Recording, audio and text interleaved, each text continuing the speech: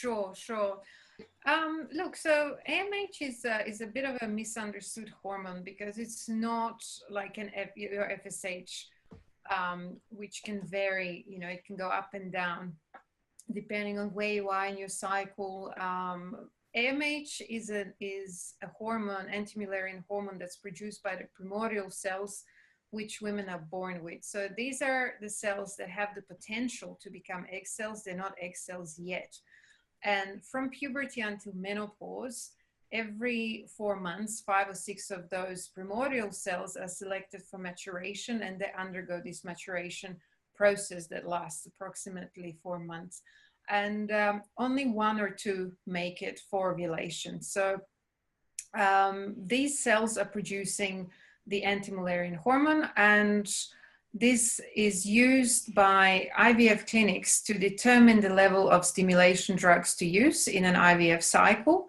And the lower that number, the poorer the ovarian response. And there is actually a gynecologist in the UK, Dr. Nicolau, who said that, you know, antral follicle count, AMH, these tests should really be called ovarian response tests and not ovarian reserve tests, because they tell us nothing about a woman's ability to get pregnant naturally with her own eggs, even if antral follicle count is low, even if AMH numbers are low. So these numbers, these figures are only important for IVF, so that they know how well a cycle will go, and they know how many eggs they can retrieve. Obviously, the smaller the number of eggs that can be retrieved, the poorer the outcome of IVF.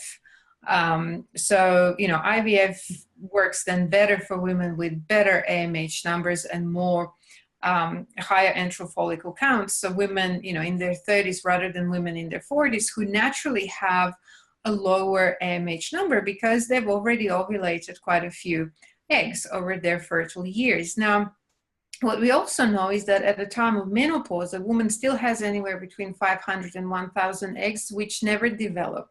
And menopause starts because of the breakdown of the communication between the pituitary in the brain and the ovaries, and not because the ovaries ran out of eggs. So, you know, that also tells us that, again, you know, these numbers are important for IVF, but not for natural conception.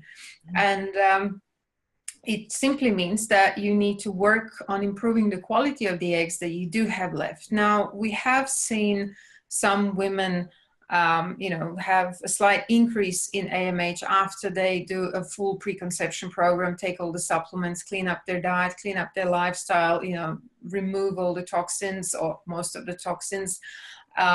You can have a slight increase, and that doesn't mean that, you know, suddenly you have more of these primordial follicles. It simply means that those follicles that you do have left, more of those have become active. They're now available for selection and this maturation process. So really, you know, don't panic about your AMH numbers. I mean, of course, it always depends if you have to use IVF or not, if you have blocked tubes. I mean, some women and some couples simply have to do IVF.